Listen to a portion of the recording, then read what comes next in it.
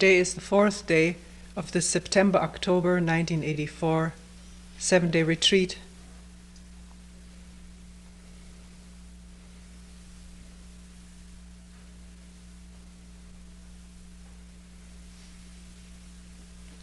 Yesterday we talked about this whole question of retribution, karma,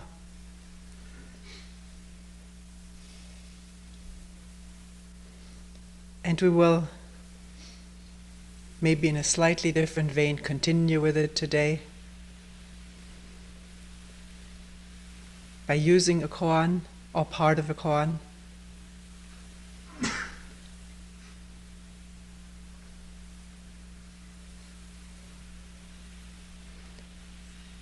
Which is called Weihai and a Fox.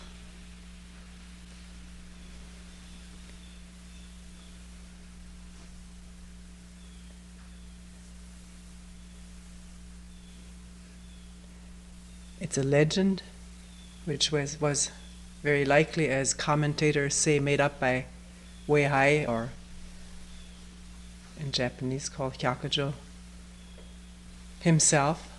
Or he may have heard it from someone else. It doesn't matter who the author is. But he used this legend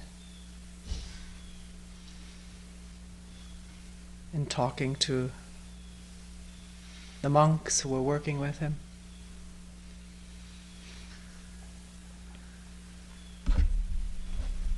Here's a version by Shibayama from Comments on the Mumonkan.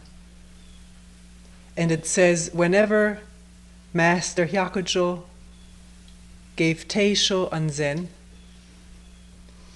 an old man sat with the monks to listen, and always withdrew when they did. One day, however, he remained behind, and the master asked, "Who are you standing here before me?" The old man replied, "I am not a human being. Eons ago, I was the head of this monastery. Once a monk asked me, 'Does an enlightened man also fall into causation or not?' And I replied, 'He does not.' Because of this answer, I was made to live as a fox for 500 lives.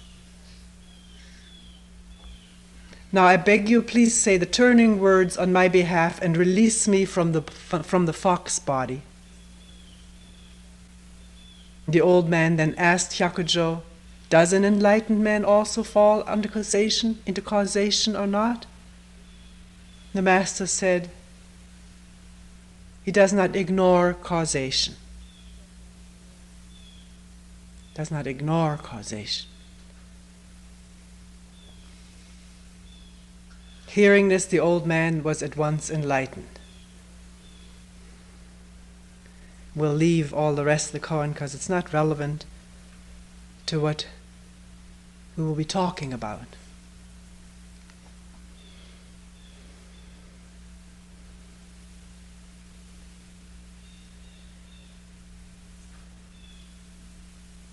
The scene is,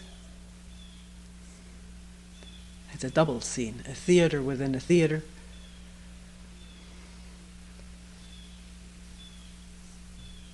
We'll look at the little stage first, where a monk comes to an abbot of a big monastery and asks him, "Does an enlightened man also fall into causation or not?"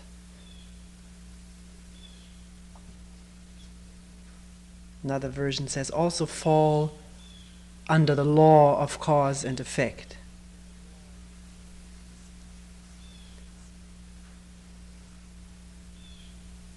And the answer is, he does not.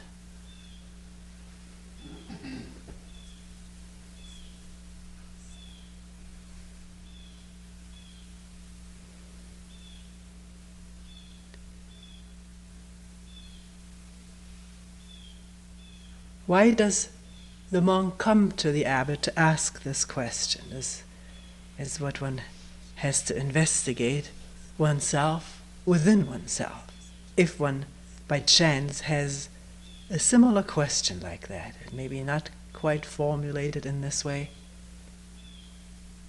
but doesn't everyone wants to know what are the attributes of the enlightened person?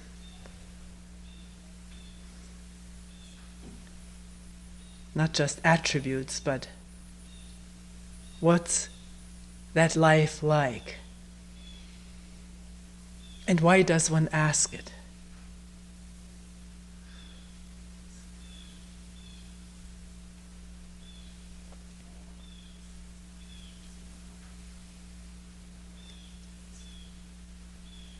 Is one looking right now into oneself,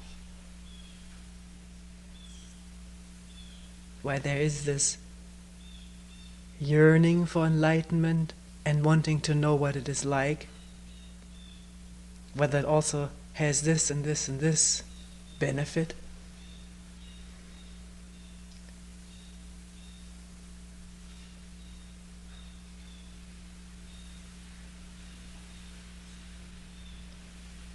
What is the state one is asking from? Is it a state of confusion?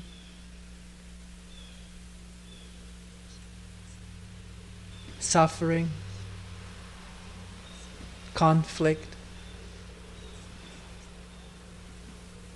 Chaos within? The chaos of conflicting desires? Wants? Attachments? And maybe underneath it all, fear.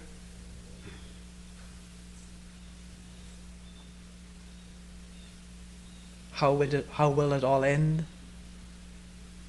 What will my future be like?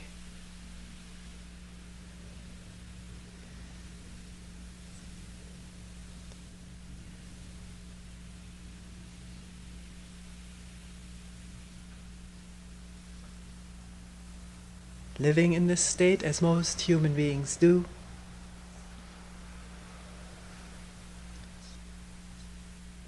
one hears through different religious traditions of a state which is free of all of that.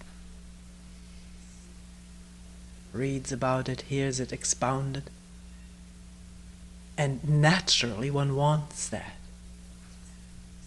Wants to get it, be in that state, be that enlightened person.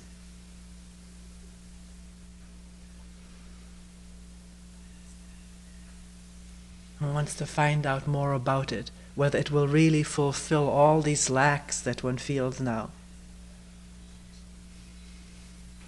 Assuage all the fears that haunt one now.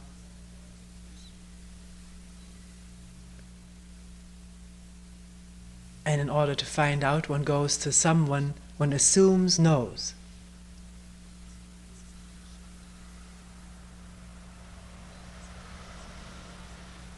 Doesn't even question it.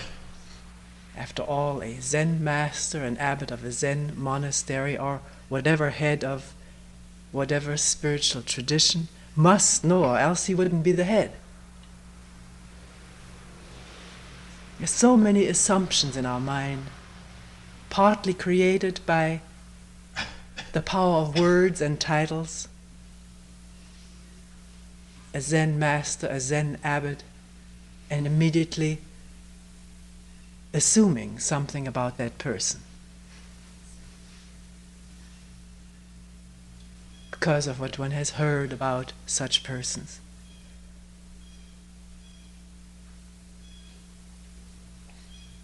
Or read.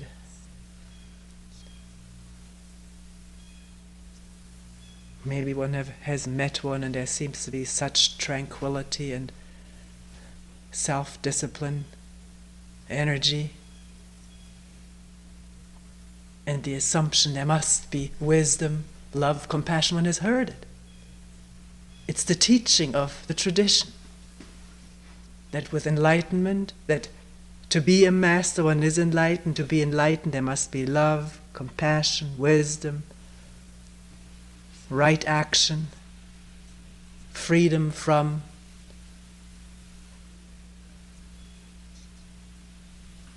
I don't know what all.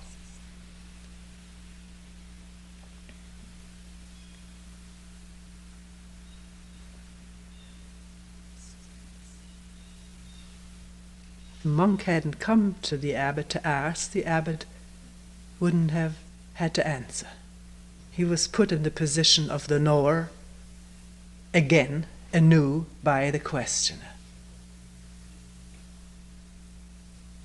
May not have been a new thing for him, he may have been convinced that he knows, but here is a new situation. Somebody asks you, and you can feel in the questioner that the questioner assumes you know, and something may already happen.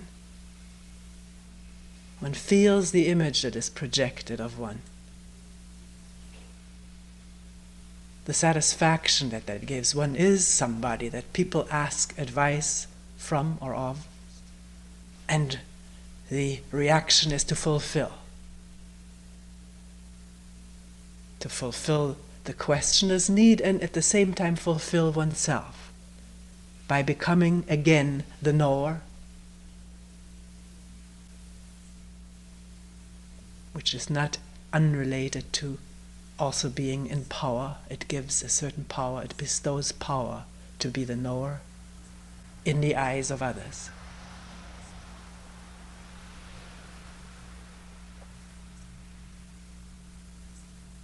And what does one know? The question here is, does an enlightened man also fall under causation or not? Also implying, like us ordinary folks.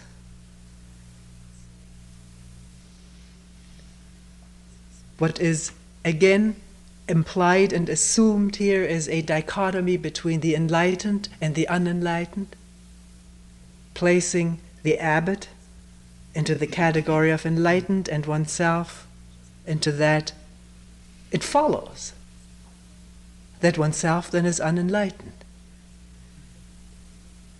And one is stuck with this label until, as the teaching says, in the future time, doing this and this and this and this, one may also then step out of this category and find oneself in the other.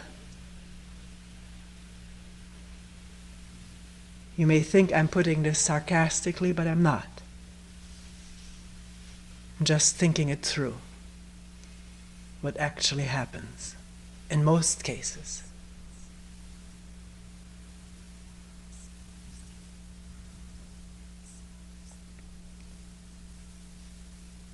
We know by doing this work that if one has an image of oneself as being this or that, stupid, unenlightened, slow, whatever, one lives up to it. One has done it all one's life. We've been labeled and branded by parents, teachers, peers, and unless something very insightful happens in our life, we live up to that, or we rebel against it and assume a new identity, which is the same thing. Stuck with an image of oneself. And then maybe feeling the imprisonment of it, and then wanting out, wanting another new identity again.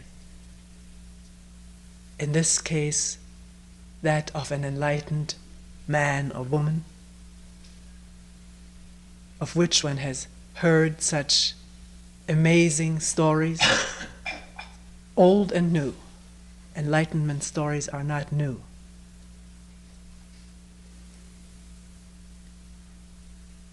Maybe the details of it are, but all of us who've read stories and then suddenly the monk became enlightened, they have done something to us. Really not knowing quite what happened, but something very significant must have happened. And can that happen to me? And what if it happens to me? What then will my life be like? Will I still have to put up with all this conflict and struggle and difficulty that besets my life now? Maybe not all the time. There are times of pleasure and joy, but a good part of the time, more than I like.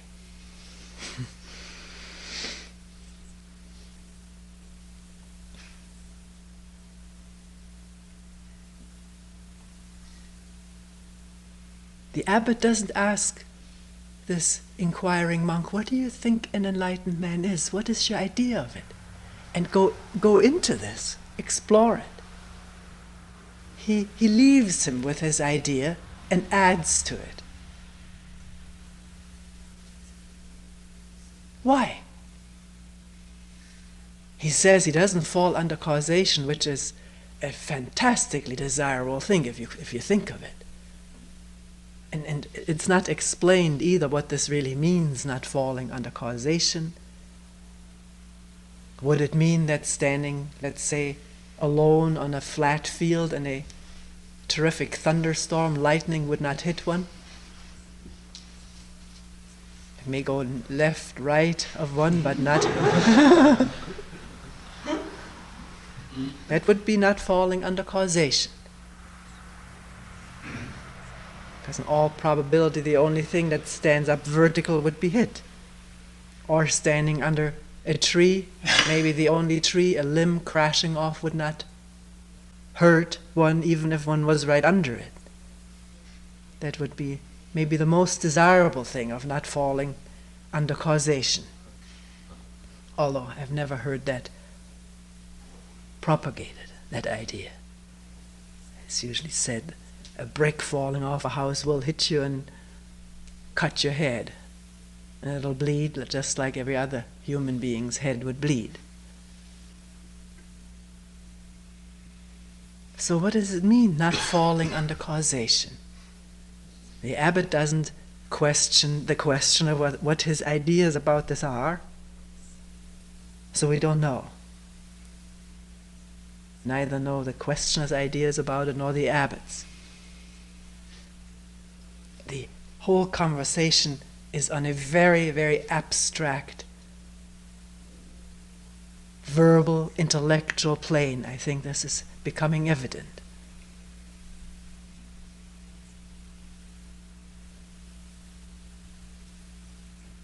And the answer is given on that plane. He does not fall.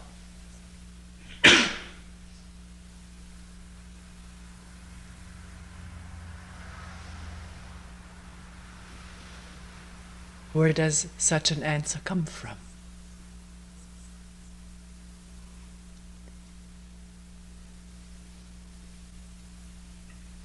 We just said it is an intellectual answer, coming from maybe what the abbot read himself in some scriptures. He doesn't say.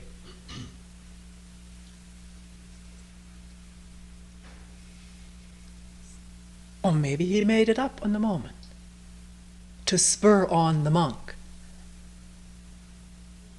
I may have had the feeling if I tell him all the goodies,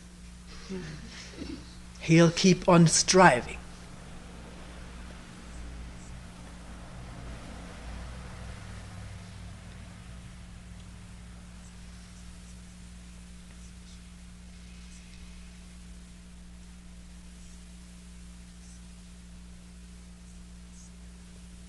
Then the story says,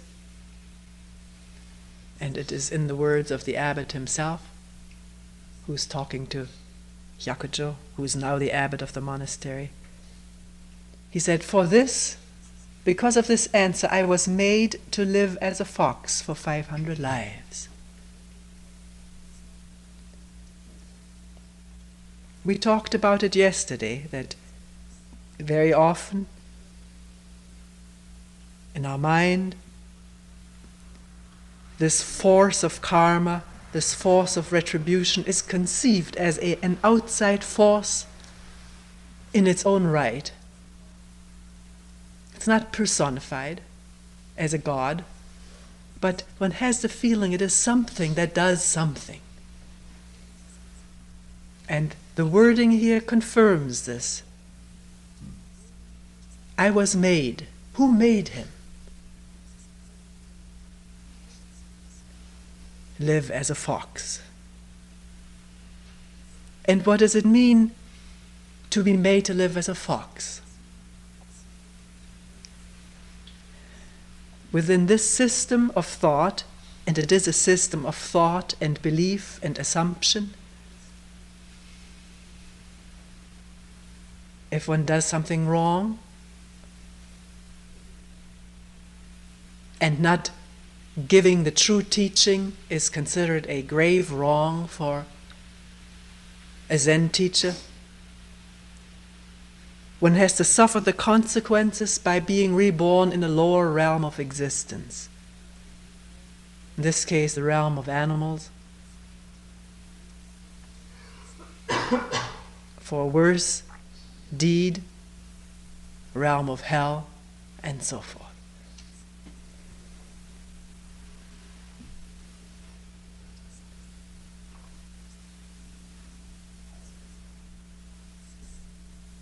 It's interesting. For this answer, I was made to live like a fox, as a fox for 500 years.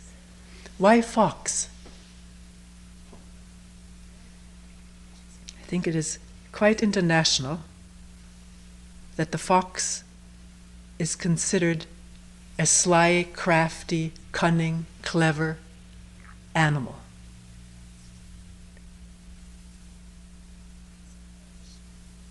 In German fable literature, there is a huge volume of all the legends of the fox, and they exist in other cultures, and Indian tribes have fox legends, and apparently in Japan and China the fox is also considered the impersonation or incarnation of slyness, cleverness.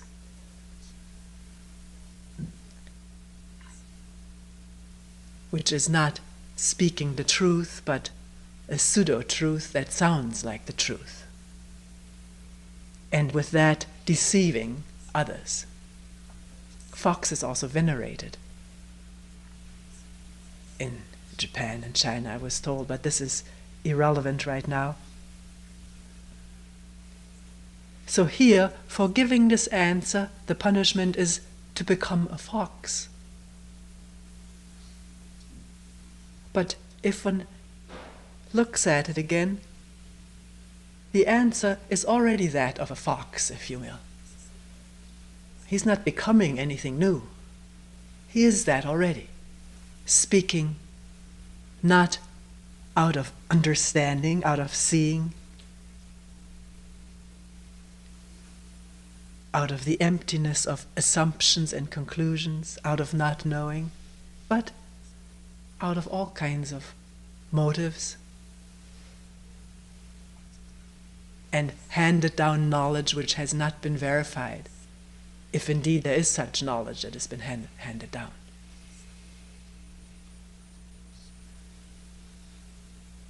So, in fact, there is no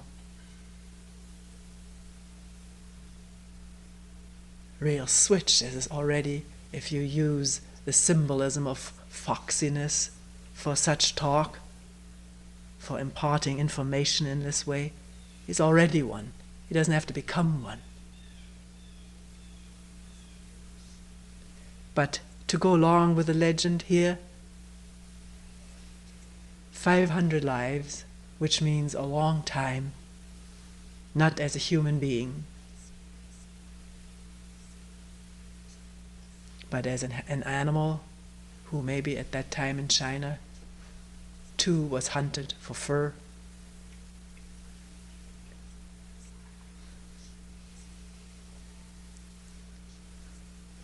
And as the teaching goes in that tradition, only human beings can attain enlightenment, animals cannot.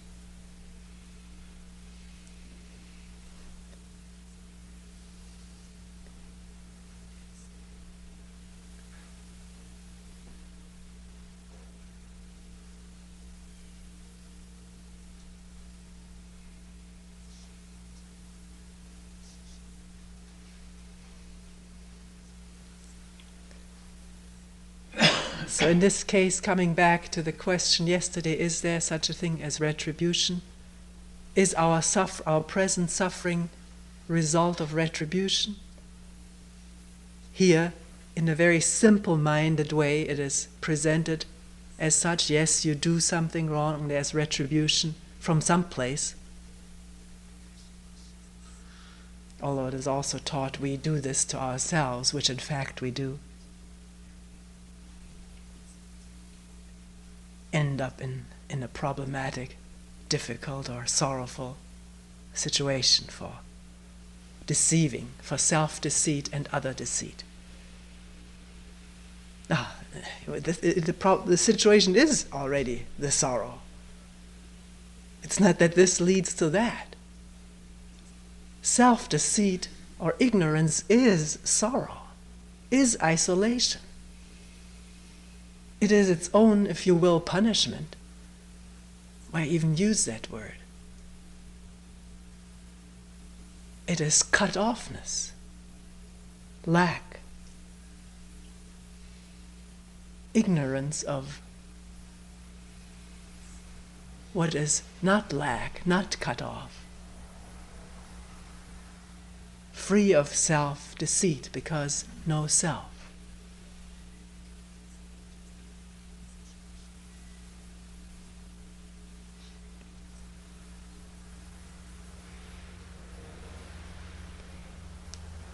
Here in this story, after a long time of serving as a fox, the former abbot happens upon contemporary Zen master, contemporary at that time, and now he is the questioner and asks the same thing.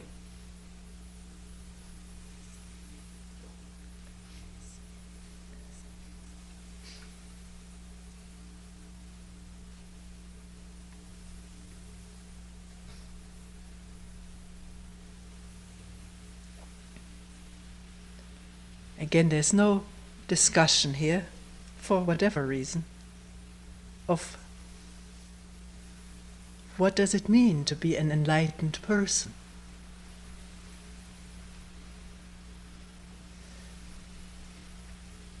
What does it mean to you to ask this question? And what do you see or think yourself to be? And what is that, what you see yourself to be? As far as the process of the mind is concerned, this is not gone into.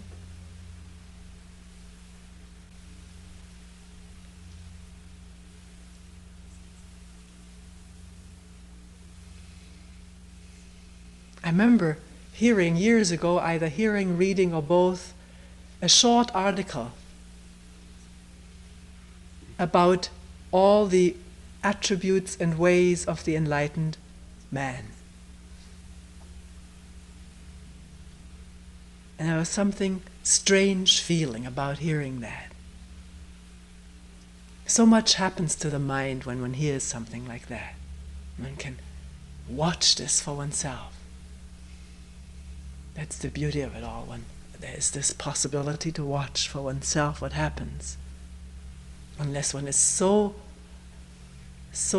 much in need of hearing something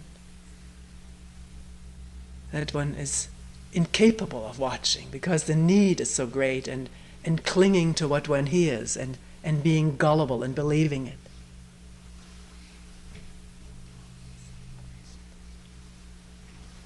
What happens when one hears this is, here's a model that I want to be like. Or, comparing oneself with this model, I'm so far off, I'm a hopeless case. Again, the labeling and putting oneself into a drawer, category, a box, which now is one's prison. Or striving to be like this person whose attributes one heard mentioned. Some of them don't seem so far out of reach. One can try.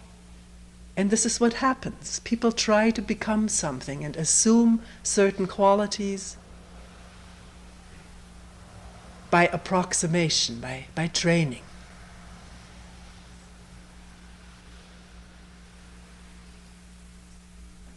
But this whole matter is not a matter of training and becoming somebody.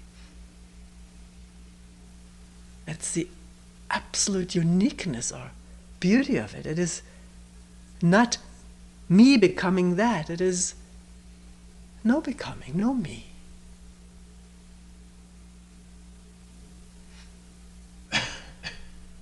And then let whatever comes into being, which is not me or mine, operate freely. It's not something I have, because who has it? Who is the owner or possessor of it? That immediately is the idea again of me being somebody with certain attributes, which is illusion and self-deceit and other deceit.